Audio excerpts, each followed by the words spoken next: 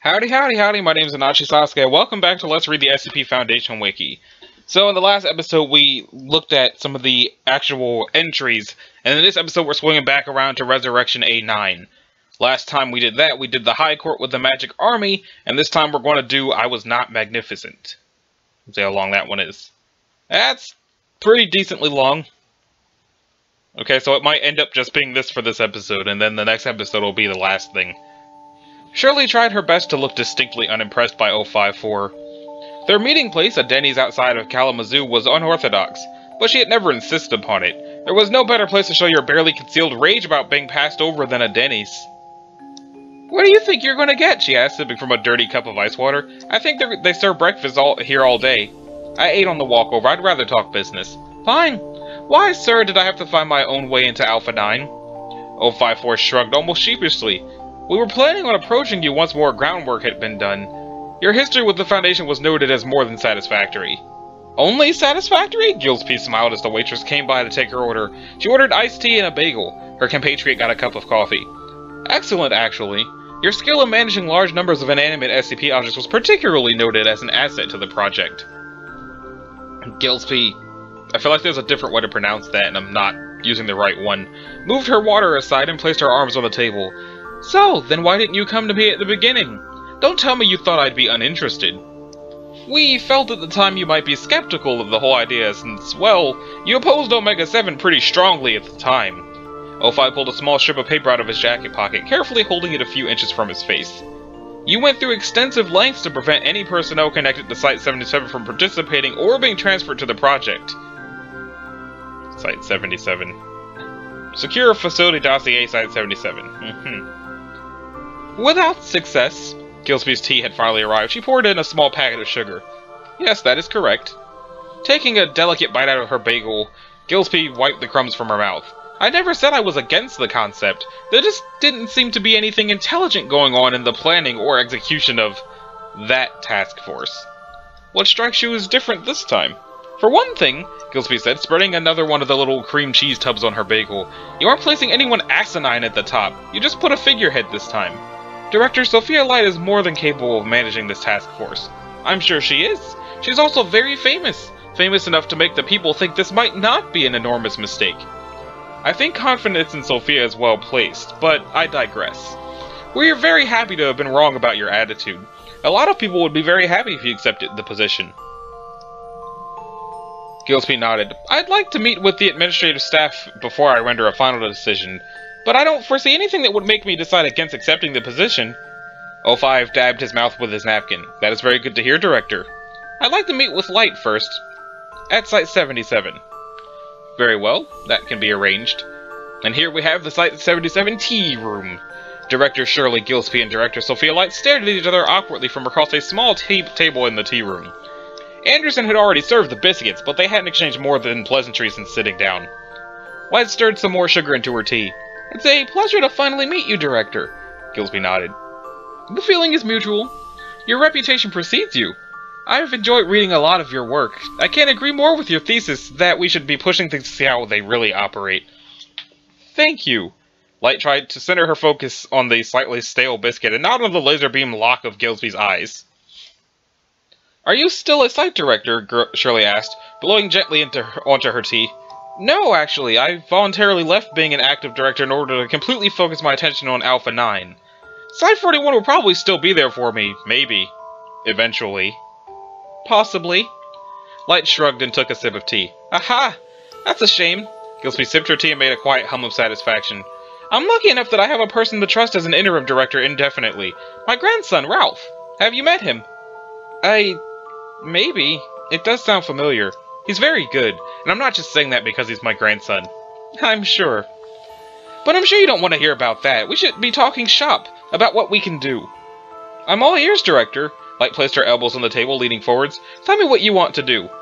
"My dream, the point of my dedicated researchers here, is to use safe and Euclid-class anomalies to push what we can really see about the anomalous world. To find that one cross-test that grants us the thread to tug at until the whole thing comes undone." "Have you ever had an object reclassed as explained at your site?" Light asked. "You don't need to show off." Gillespie's lips tightened as she looked down at into her tea. "Oh, I didn't mean it like that." I just thought that was what you were talking about. It's fine, Gillespie said, quietly finishing her tea. I think it would be better if I showed you some examples of what I mean. I don't want us having any misunderstandings. SCP-213 Containment Area, Site 77 Euclid Wing. What was this one again? Have we done this one yet? Okay, yeah, it's the guy who destroys things. This is one I think has great promise for the combatant side of the task force. They stood outside a glass containment area surrounding an enclosed metal hut. Toxic gas seeped and hissed through the room, twisting into greenish-gray columns. 2 guards stood outside the glass, dressed to kill. Inside, there's a man we've had since he was little. She handed 2 photographs to Dr. Light. A Polaroid of a pudgy, acne-scarred teenager with 2 glowing lights around his hands, trying to look tough but ending up scared. The other, a fresh print of a young man, bald and pale, covered in nodules and scars. He's responded well to therapy since we woke him. We've worked through a lot of body and identity issues, some problems with maturity, but he's a solid block to build on, young enough to mold. Light looked from the containment area to the pictures and back. But if he's cooperative, why is there such heavy containment? Cooperative? He would be if he could. So there's more to him than meets the eye. Gillespie pulled out a final photograph, a larger one, and held it up for Light to see. This is the alien parasite which causes his anomalous properties. It does as it pleases. That's unfortunate. I thought you said that this would be a viable candidate. Luckily, there has been progress. We know how, if given the opportunity, the parasite can be suppressed. We can do it. The only thing preventing it is the lack of the resource allocation for things that are contained. This is what you meant, then. Augmentation rather than explanation? In a nutshell, I suppose. Gillespie smiled a small smile and gestured towards an elevator. But that is also an oversimplification. I want to augment, to explain. I'm going to show you one of the main things I wish to explain. And here's Site SCP-2322. I don't even almost know what that is yet. So it's like being John Malkovich, but it only recreates one day that I have lived here in 1999. Have you ever been inside of it? Asked Dr. Light, looking at the door, directly across the hall from Site 77's director's office door. A person walking by might almost consider it unassuming, barring the lack of a handle, its rigid steel construction, armed guards, and a massive sign designating it as a high-security records room. No, never. Once I was informed of the nature of the anomaly, my staff and I felt it would be a bad idea. Too risky. It's completely bizarre. And it just popped up one day like it was always there? Light said, trying not to stand in the way of the various bureaucrats menacingly marching through the hallways. Gillespie nodded. We drilled in from the other side, but none of our drills made a dent. I wasn't going to pay for renovating an enormous section of our already undersized offices to try to poke a hole in the door. Light, giving up on human dodgeball, leaned against the wall next to the door. I don't see how augmenting 213 into a weapon will explain this. It's not that, specifically. Gillespie traced her hand along the door. It's just an example of new ways of looking at the unexplained. The first time we are able to make that leap of being able to apply something learned from one to another, that we will enter a new age. Before Light could respond, a robotic hand reached out of the sea of people and interrupted her thoughts by swinging a knife at her. Let's see. SCP-1501. The android, wearing a blood-stained business suit, looked a lot less realistic when not sailing in a sea of conformity. Light pressed her back into 2322. One of the security guards, the closest to Light, got a metal spike to the thigh. He cried out, but before the construct struck him down. Oh, cried out before it struck him down. The other guard managed to draw his pistol before a knife got jabbed in his belly. Gillespie reached into her purse, but the foeman swept in from the now panicked and fleeing crowd, brandishing a dagger. The hand, which was not trying to actively murder somebody, held an antique pistol, and the whole contraption was sizzling with electricity. It was then that the door to 2322 opened and Light tumbled inside. For a moment, Gillespie paused, considering her purse again before going in after her. The door tried to close, but not used to more than one person at a time. Not used to more than one person at a time, but the charitable murderer jammed its blade into the door, pried it open, and followed. Let's see. Gillespie and Light suddenly found themselves feeling a flood of deja vu. They had just walked down the entrance hall a few hours beforehand. Everything was a little less high-tech, but altogether the impression was the same. So you know, said Gillespie, this is supposed to be a one-person simulation of my life. It's never had more than one person in it before. It might behave unusually. Death usually isn't permanent when it comes from something that was already here. Tests on foreign materials have been tricky. Light leaned in and whispered, "There's a ghost kid walking underneath me. Is that supposed to be happening?" Gillespie looked down and couldn't conceal her surprise. Ralph? Walking next to Light with one hand tugging on her pants was a little Ralph Rogette. Not even 10 years old in 1999, he looked just as he had that day, apart from the translucence. Light looked from Gillespie to Rogette and back again. So, what do we do? Let's just keep walking, keep the loop going. This is your life, do you remember where to go? The checkpoint guard to their left flapped his gums and gibberish spilled out. He sat there waving lazily and reading a magazine as they strode by. She frowned. There's an elevator ahead, we can take it to my office. Light looked around as they briskly moved through the entrance area. It's nice to not have anyone staring at me for once. Gillespie opened her mouth to say something, but the shriek and crack of a handgun interrupted her. Bang! Light grabbed her stomach and fell to the ground. The little Rogette began to silently wail beside her. Gillespie looked up a second later. A man, not a man, wearing a red coat and a fake beard was pointing a gun at them. Her mind was racing. It's not supposed to be real in here. Everything's fake, but the fake man is a real robot. No, this is very bad. The robot dropped the gun and began walking towards them. Out of its coat, it pulled out its blood-stained instrument. Sophia Light, declared its grinding metallic voice. Give back for what you have received. Fortune must be met with charity. How would you feel if you didn't have kidney? We can tell you. Grabbing Light, she pulled them both towards the elevator with all of her might. Not Rogette followed along behind them, tottering as fast as his legs would take him. The android in turn followed along lazily, watching them struggle. As they reached the elevator proper, Light righted herself and hit the closed door button. The doors closed before the ghost child could make it in with them. Fuck! Light cried, grabbing her abdomen. That fucking hurts! Are you shot? Gillespie leaned down over, looking for blood. Oh no, we need to get a doctor right away. This is not a good place to...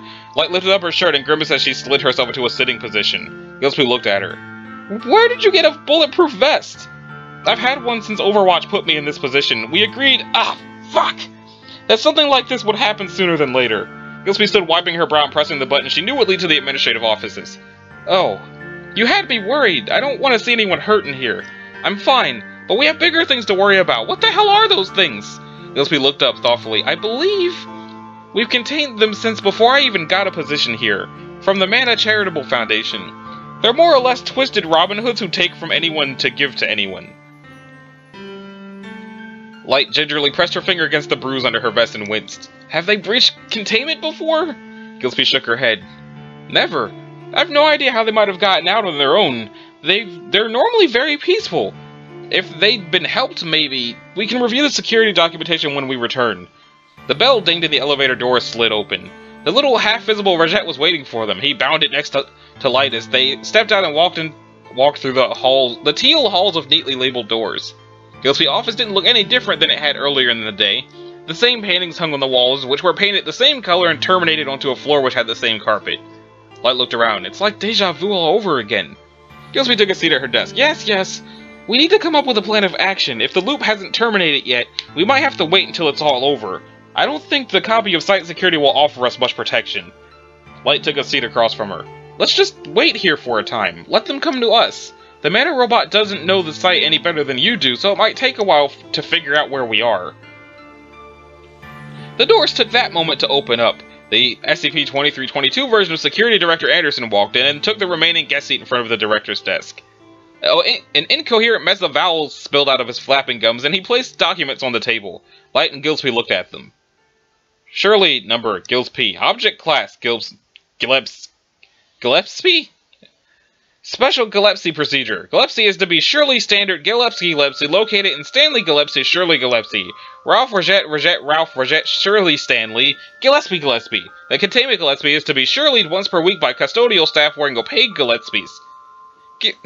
Gillespie looked back up to Anderson. His attention, however, had already turned to something else. He had taken a knee and was playing with the little Rogette directly in front of Light. Gillespie! He cried, tousling the ghost child's hair. Rogette laughed and giggled, playing along. Light tried to sit as far back in her seat as possible away from Anderson. She looked over to Gillespie, who looked back. They glanced at Anderson and to each other before they both cleared their throats. Anderson looked up and sheepishly muttered something unpronounceable, incomprehensible, distorted, and illegible. He began to take more papers out, placing them along the desk. They all looked the same as the first one. Before he could say another stupid thing, klaxon alarms began blaring. Attention site personnel, declared the shrill son of Speak and Spell. The shrills. Containment breaches on all levels. Assume cold brown castle procedures. Shit, said Light, standing up. Is this normal? No. Gillespie's, however the hell you say her name, sat back in her seat, her fingers quietly drumming on the mahogany desk. Anderson, go. Anderson stood, nodded, and quickly fled the room. Gillespie opened a panel of her desk and pulled out a pitcher of white grape juice. She poured herself and Light a glass. Take this. It clears your head and we're going to need it. Is there any kind of panic room? Somewhere we can wait this out? Light asked, taking a generous gulp from her glass while leaning over to look out the office door. I can remember where the safe places used to be, maybe. In the distance there was quiet screaming. After a moment, Gillespie stood, pressed a button under her desk to open the evacuation elevator. I don't like this. We need to leave. Nodding, Light moved ahead of her and into the elevator. Placing her empty glass onto her desk, Gillespie followed. The elevator door smoothly and silently shut as they began to descend to safety. The elevator took them to a quiet patch. They stuck to the walls, checking around corners and minimizing noise. Occasionally, a distant explosion or scream would remind them that there was trouble afoot, and made them watch each step even more carefully. What exactly are we looking for? Whispered Light, as she peeked around one of the endless corners that made up the wrap trap of a wing. The small reject crept along with her, poking his nose over the corners after Light passed them by. Something useful, Gillespie whispered back, reading the labels on the doors as they passed. Anything that might give us an edge. Wait, Light said, crouching. Look, that door's open. So it was? The door was ajar, halfway, standing perfectly still at the far end of the hallway. There were no marks on it or the surrounding walls to suggest what, if anything, had come out of that door. Behind it, a voice called out, Is that you? Light's brow furrowed. Was that Lament? She strained to look. Sure enough, it looked that way. Lament walked into the light coming from the containment chamber. I came as soon as I heard. Is everything okay? Light frowned and looked down at Rejette. The fantastic child was too occupied with Gillespie's shoelaces and didn't pay anyone any attention. Gillespie herself was chalk white, speechlessly staring ahead. Light looked back towards the Lament, frowning. What did you give me on our first date? Shaking his head, Lament took a step forward. Don't do this, Sophia. I'm me.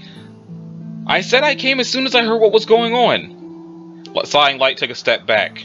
Not what I asked you.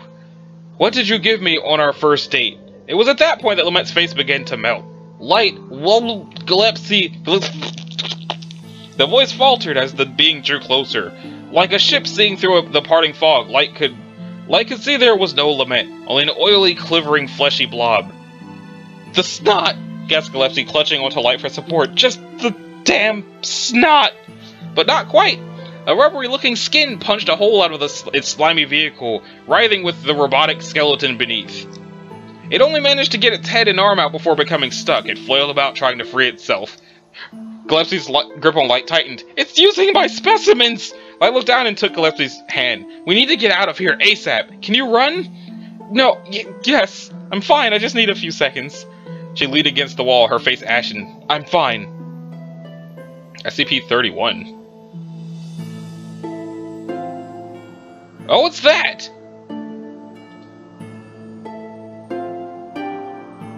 And then SCP-1636 came out, which is a human epidermis, which is found to be indestructible. Okay.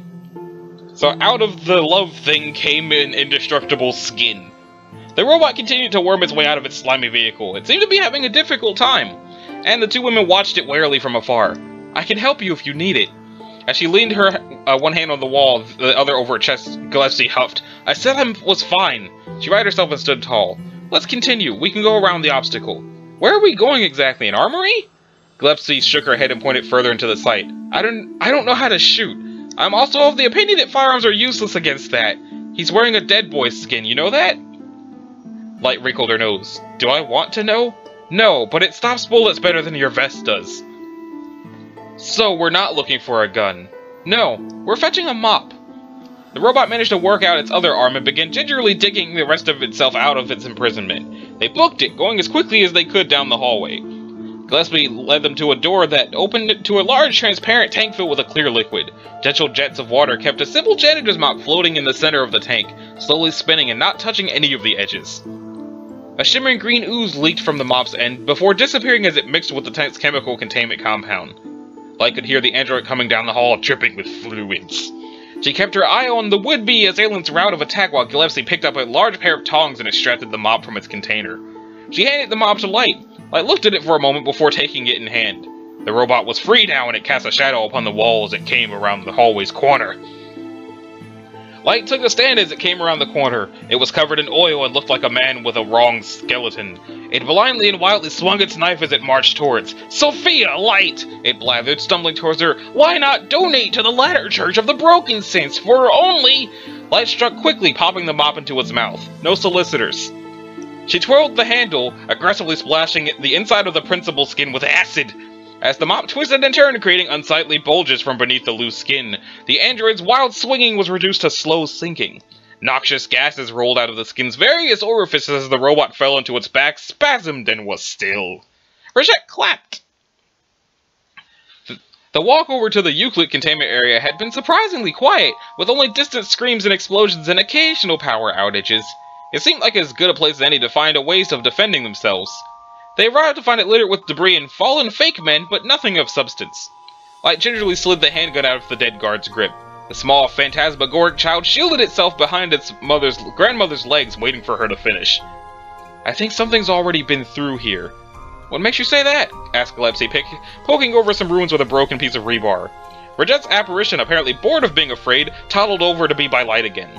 Pulling her jacket close, Light shivered. "It's getting colder. Is that something to worry about?" "No, I don't think so. Possibly. Probably not.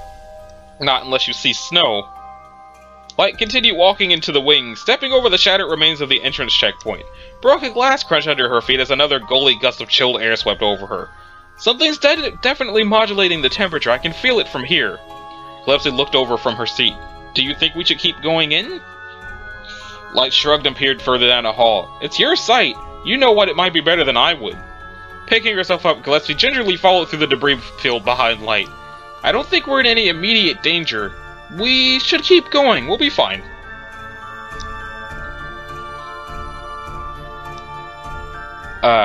The destruction became more apparent as they progressed deeper into the wing. Every single door was a singed remnant of its former frame, and there was broken glass and twisted, burnt pieces of metal littering the scorched halls. Lighting, not lightning, had become a luxury, so they kept a hand upon the walls as they proceeded, with only the occasional spark and Light's cell phone light to keep them going. A low mist hung around their ankles. At a moment neither of them took note of, a delighted smile crossed over Rejette's face. In the darkness, he slipped ahead of them. It was at that moment that the lights flickered back to life. Light and Gillespie both looked around for any signs of treachery. Down the hall, frosty winds billowed from an open steel security door. Light aimed her weapon at it and began to walk closer. "I think we found out who's letting the cold demons out." Gillespie walked behind Light and read the inscription next to the door as Light opened the door to its full outstretched position. "It's Walt." Light glanced over. "What?" "Walt Disney. We've got his head on ice." "What?" SCP-2805. Is that really Walt Disney's head? It's just... 2805 is the severed head of American industrialist Walt Disney, held in suspended animation within a cryonic freezer. Okay. Okay. A childlike voice squealed with delight from inside the room. Gillespie's head snapped towards the sound source. "Ralph?" Before Light could say a word, Gillespie had shuffled into the cryonic containment chamber. Light followed. She was greeted with the sight of Gillespie's grandson's transparent replica surrounded by a prancing, ringing sheep with coats made of rotary dial phone cords. In place of a head, there was a telephone. Walt Disney's frozen head was poised on a pedestal in the center of the room with two phones attached and off the hook. A voice emanated from one of the phones attached to Walt's pedestal. "Director! It's delightful to see you again." I don't know how Walt Disney sounds, I'm sorry. Gillespie stepped forward, smiling and shivering. "Hello, Walt. Please accept my apology for the chill, Director. We've had a spot of trouble with the thermostat. Luckily, my Ovine Imagineers were here to help." On cue, all of the sheep's rotary phones began ringing off the hooks. "Now to what do I owe the pleasure, Director?" asked Walt, his immobile head's lips staying in place beneath the glass. "Where to start?" Gillespie exhaled and crossed her arms. "It hasn't been the best day." "Well, it brought you and your grandson together, so how bad can it really be?" "Pretty bad, Walt. He's helping, but it's tough." One of the sheep came forward, Rejette on its back. A small matchbook had been placed on the phone. "This might help you," Walt said. "It's how I kept myself presentable while my Imagineers went to work." She picked up the matchbook, examining it. Or Light picked it up. What is this? Gillespie looked at Light. It's a matchbook full of winter, dear. Oh, cool, said Light as Reject dismounted his mighty steed. Thanks, Walt. SCP-689. It's a Diamond brand matchbook containing 32 counts. Whenever it's left over for more than 15 minutes, one of its matches is struck. Or one of it's a sudden decrease. Okay, alright, cool. Walt said nothing. Plucking the matchbox from Light's hands, Gillespie turned to leave, motioning for little Reject to follow along. Walt called out after them. Just one more thing, Director. Yes? It's dangerous to go alone. Please, be careful. I will, Walt. Light followed her outside. Can't say I expected to meet Walt Disney when I woke up this morning. Gillespie walked around to the security door and began pushing it. Help me get this closed, please. The last thing we need is for things to get colder. Nodding, Light moved beside Gillespie and pushed. Jesus is heavy. You need all this to keep a head locked up? Gillespie struggled beside her as the door slowly began to swivel closed. Just keep pushing. I think after this I'd like to rest a spell. That's a great idea. As the door locked into place, they both leaned upon it, wiping their brows and sliding to the bottom of the door. The cold steel felt good, like a cold shower frozen solid. They leaned on each other, the exhaustion suddenly catching up to them. Eventually Light spoke up. What a day, huh? Yes, but I'm guessing it's nothing new for you. I don't go out looking for danger. A lot of those stories are exaggerated. Oh, Gillespie looked down at the matchbox. You were very good with the mop. That robot was relentless. Oh, thank you. Gillespie touched the frost on the ground. It's warming up already, we should go. In a minute. Gillespie closed her eyes. I was hoping you'd say that. For a time they laid there, their breathing slowly descending from exhaustion, too tired, too sleepy, to asleep. Was that supposed to be 222? Because I think that's the wrong 2. The Rejection apparition curled up in his grandmother's lap. Beneath the buzzing lights and lying on frozen steel, they waited for the sake of it. It wasn't until a melodorous, okay, yeah, scent invaded the corridor that their peace was broken. Do you smell that? Asked Gillespie, slowly picking her head up from Light's shoulder. Yeah, like a biology lab, or my garage. Light stood up, bracing herself as stiff muscles whined about a rude awakening. It's coming from down there. From whence they had came, it emerged. Before them stood a gigantic and leafy Doberman topiary, with the head of a man. Let's see. That's SCP-1513, and that's SCP-565. Yeah, what the hell?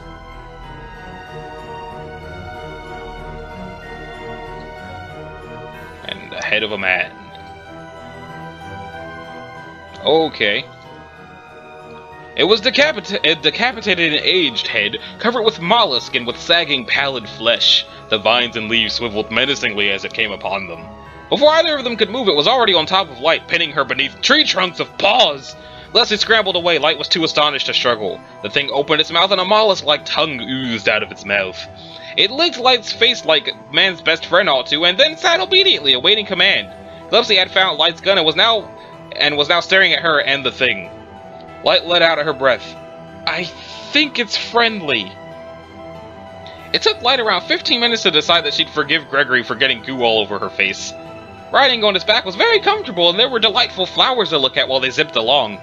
It was around the same time that it leapt over the makeshift barricades that permeated Site-17's Euclid wing.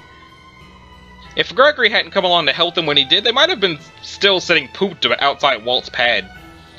Light leaned against Gillespie, who had makeshift reins in her hands and a rajette in her lap, as she guided Gregory through the odds and ends of Site-77. Did you find it? Gillespie shook her head. Not yet, but we're close. I'm sure this might have been before they moved it. Light watched the doors and rubble as it went by in a blur. Gregory zipped past everything, responded to Gillespie's commands almost subconsciously. You're good at this. We've done tests with 1513 before. No shit! You should have showed me this to me before! They took a hard left. Gillespie gripped the grassy neck. I was going to... Oh, heck. Bracing herself on handfuls of daffodils, Light scrunched her face as the floor ripped itself apart, pulling the ground out from under them. Gregory stumbled over the remains of a wall, wrapping Light and Gillespie in flowery vines as it fell. Rajette sailed through the wall altogether, landing out of sight. Between the vines, Light saw it coming towards them. It was the android, skinless but very much intact, wearing earbuds, SCP-1407, seemingly covered in soft vibrating subwoofers. Its waxen head was deformed and coming off in chunks, revealing a gigantic speaker in place of a head. Sophia Light! We can work past your attempt to liquidate asset. It is perhaps times for you to give up much more. Sophia Light, we can help! Light winced and covered her ears. Should be slag. How the hell did it even find us? She looked over to the bundle of vines lying next to her. Leslie pulled the vines apart and stood up, her hand already throwing the small white box from her pocket. It skidded across the floor, coming to a rest a fair ways from the android assailant. It watched as a couple of snowflakes emanated from the matchbox. The android threw its head back and let out a deafening tone. I have no idea how I would even go about doing the... Yeah, probably like that. Gillespie stumbled back, ears covered into the bushy beast behind her. Thick leaves covered her up. The vines abandoned Light as Gregory pounced upon the android. There was a flurry of foliage as they struggled, with occasional piercing tones being muffled by leaves and slashing metal tearing through the dampeners. Light looked around for Gillespie and found her again. She was brushing leaves from her clothing. The snowflakes were picking up. Gillespie looked at them and then at Light. We need to get out of here. Blast doors, down the hall. Take me. It didn't need to be said twice. Gillespie was a small woman, and Light had been stuck with a strict workout regimen for years. She scooped up and carried Gillespie as quickly as she dared down the hall, as the sounds of the battle behind them grew more intense. When they reached the security door, Gillespie neatly typed a code into the keypad. The thick green blast doors creaked open, and the last remnants of the frost dissipated as the fresh air blew in. A flat tone shrieked, and through the mist there was a long howl. The doors were open now, and as Light and Gillespie stepped through. As the door closed behind them, Gregory, his body weighed down with dead frost and dead robot weight, swung around the corner, thundering down the hall. He was only moments too late to fit his body between the closing metal gate. For a few moments there was scrabbling, then scratching, then silence. Gillespie clutched Light, panting. I knew that would work. Light patted Gillespie's head and breathed a sigh of relief. They began walking down the hall. Behind them, Bridget poked his head out from the ruined walls and ran up to catch up with his grandmother. Gillespie slowed down to accommodate him, then stopped. Walking to one of the doors dotting the wall, she punched another security code in and opened the door. Inside was a sterile white room with a navy blue door quietly occupied the opposite end of the room. Its light bulb was on behind the door and shining through the slits. Gussie hopped over to the door, murmuring to herself, "It's been waiting for us? Yes, this will work." Light strolled in behind her, taking in the size of the room. "What's going on?" The bulb clicked off and Gussie smiled softly. "Something useful." Gussie opened the door and scooped up the small piece of metal from the floor, SCP-1872. She carefully inspected it before turning to Light with a sparkle in her eyes. "Better than I dared hope. We've got a chance yet." Light motioned to Gregory. "So, where to next?" Gussie pocketed her new friend and walked to the door. "We're burning down the house." I guess I should probably check and see what that is. A green laser pointer, devoid of any type of manufacturing mark or brand name. Alright. Pontiac Aztecs? Gillespie walked among the fleet of Aztecs and frowned as she ran her hand over the car's oddly shaped rear end. This place is breaking down. These cars didn't even exist in 1999. Light from across the room called out to her, "This one has a tent!" Shaking her head, Gillespie turned her attention to the roof of an Aztec in the back row. Taking an adhesive from her purse, she fixed the laser pointer to the top of the car furthest from the wall, and tugged on it to make sure it was secure. Light ambled back over and peered over Gillespie's shoulder. "This is going to be safe, right?" "Probably. If we cause enough destruction, it'll probably terminate the loop and kick us all out." With that, she flicked the laser on. A red dot appeared on the wall across the motor pool, barely visible apart from the red line of light stretching from the car to the wall. They didn't have long to appreciate the sight, though. The pointer's effect was instant. Every car on the lot, dozens of Pontiac Aztecs, began revving, starting up and getting ready to go. Tires squealed as every vehicle began chasing the red dot. Oh. Almost immediately, most of them crashed into each other, but before too long the logjam was cleared, and the automotive automatons were smashing repeatedly into the wall, into the little red dot if they could help it. The destruction was enormous. This car smashed, and cracks spread from the walls to the roof. The constant pounding brought down dust and pieces of ceiling, and the whole room shook like a tweaking chihuahua. Clack, clutch, clumble. The wall fell like it was 1989, and the Aztecs began fighting for position. Gillespie and Light watched as they plowed through the next room, and the next, and the one after that, until they were out of sight. They waited a little longer, listening to the sounds of destruction as the Aztecs made their way further into the site. This probably ought to knock the site down, right? Asked Gillespie, brushing some rubble off her sleeve. Yeah, probably. As long as they keep going. I stared through the hole. You want to, wait in a car? Maybe see if the radio works, or something like that? Gillespie walked through the hole, appraising the crumpled wrecks of the few Aztecs which hadn't survived the initial onslaught. She picked one and pulled on the door to the driver's seat. The door came off in her hand. Shrugging, she moved on to the second closest, which had most of the damage on the rear end. This one seems to be relatively intact. She got in first, Light got in behind her and closed the passenger door. Light hit the lock button and settled into her seat and closed her eyes. Phew! Why did you do that? Do what? Light popped one eye open, returning Gillespie's look. Lock the doors. Light looked away through the window. The Rajishan apparition was playing with a piece of twisted gears from one of the more ruined wrecks.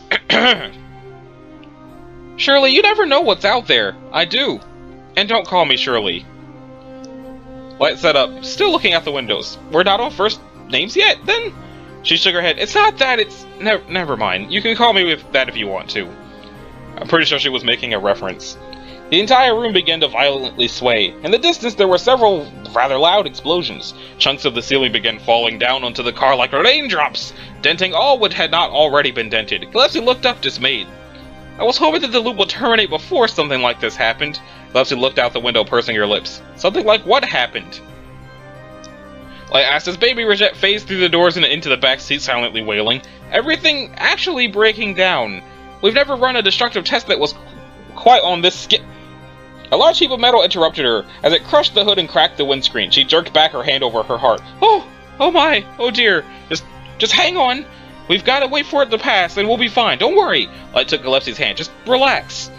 At that moment, a large furry appendage slammed into the cracked windscreen. From outside the car, they could hear it calling in a prepubescent voice, like, "Oh my god, Jane, there's totally stuff in here!" Shit. Light pulled out the sidearm. Outside, the apparition of Rajette screamed in terror as spiders swiftly overwhelmed him. Oh. Oh. Gillespie just closed her eyes. Skittering down to the front of the car, the appendage's owner made itself clear. A giant spider, bows in its hair and lipstick smeared all over its mandibles.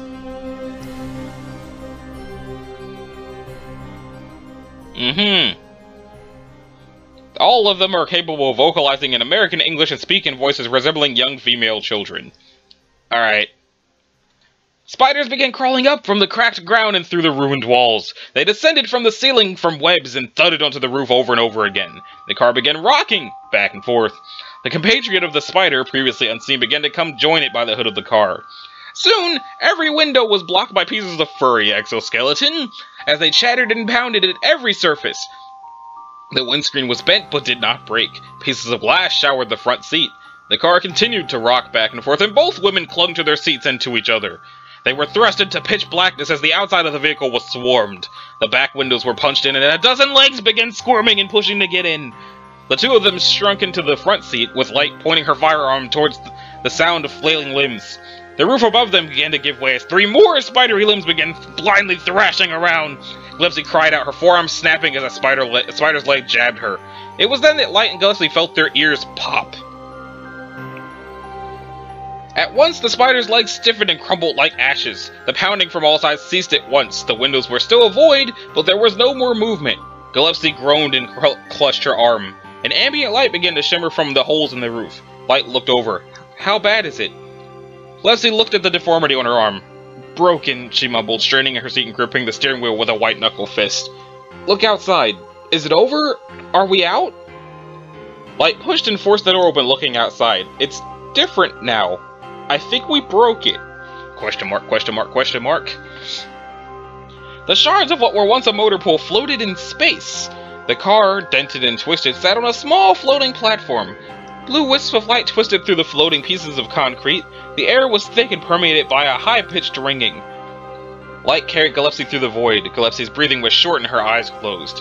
Light wasn't sure what she was walking on as she strode past sections of rooms suspended in space. Occasionally there were portions of people. Light tried not to look at those. There was a whistling in the air. How are you holding up? She said, adjusting her grip on Gillespie's frail form. Fine, fine. Keep walking. He should be here soon. Light looked ahead. There was something glimmering in the distance. It was a pink shimmer drawing closer every second. The whistling grew louder. In a flying V they came. Pink flamingos with sharpened metal prongs in place of legs.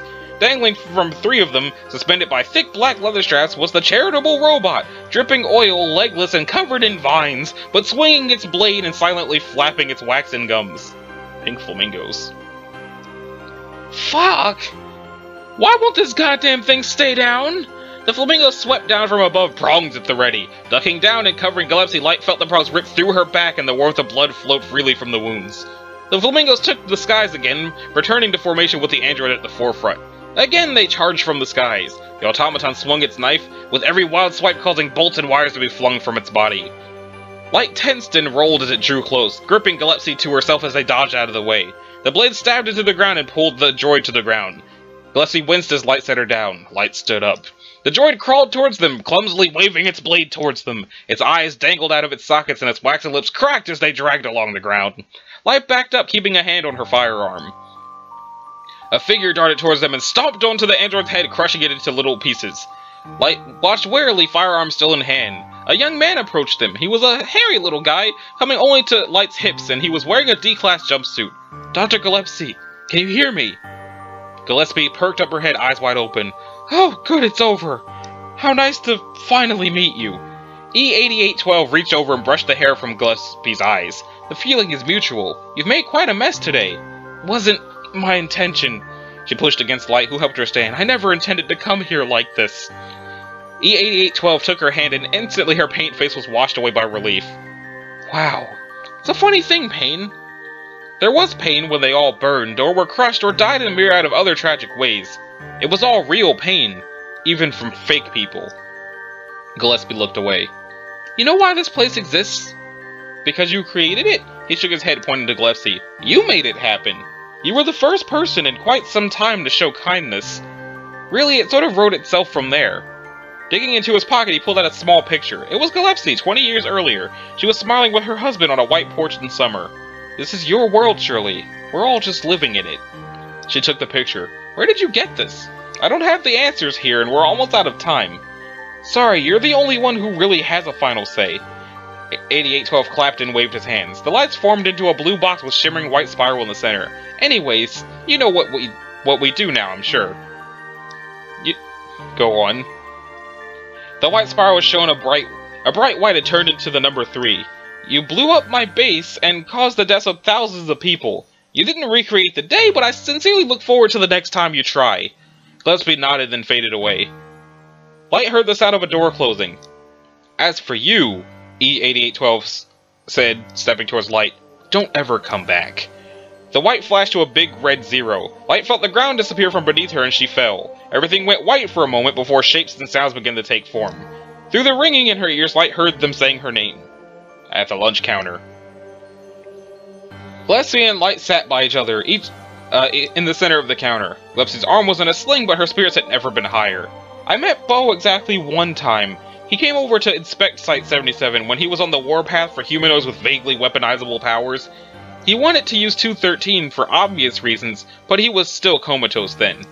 You wouldn't believe what he offered our doctors to rouse him. Gillespie shook her head. That was when I realized it probably wasn't going to work out. Light chuckled. That sounds about right.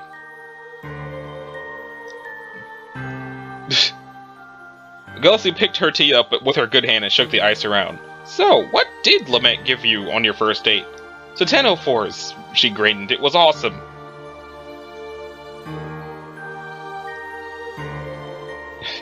Gillespie smiled in return. Gifts like that always mean the most. What happened to them? Light laughed out loud. You'll love this. A junior researcher drank them, thought they were anomalous, and almost got our whole sector on lockdown. She chuckled. Shame that you lost him. Light shrugged. Ended up being a great story, though. Sometimes that's the best you can hope for. Let me see what that means. Let's see. It's a phylum of invertebrate animals that live in marine waters worldwide. They are notable for the groups of cilia they use for swimming, and they are the largest animals that swim by means of okay.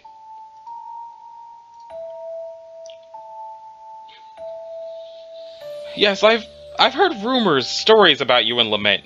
If you don't mind, of course. No, go on, I don't mind. Are you still Entangled? Light shook her head. Just friends. We both agree that things work out better that way. Leslie nodded sagely. It's a shame. You will make a tremendous power couple. But I'm sure the last thing on your mind is needing more power. She closed her eyes and finished her drink before standing. Let's get back to the site, or head back to the site. I've got a lot to show you before we go. We've left 054 waiting long enough. Standing with her, Light smiled. Lead the way. Okay, so that was I Was Not Magnificent.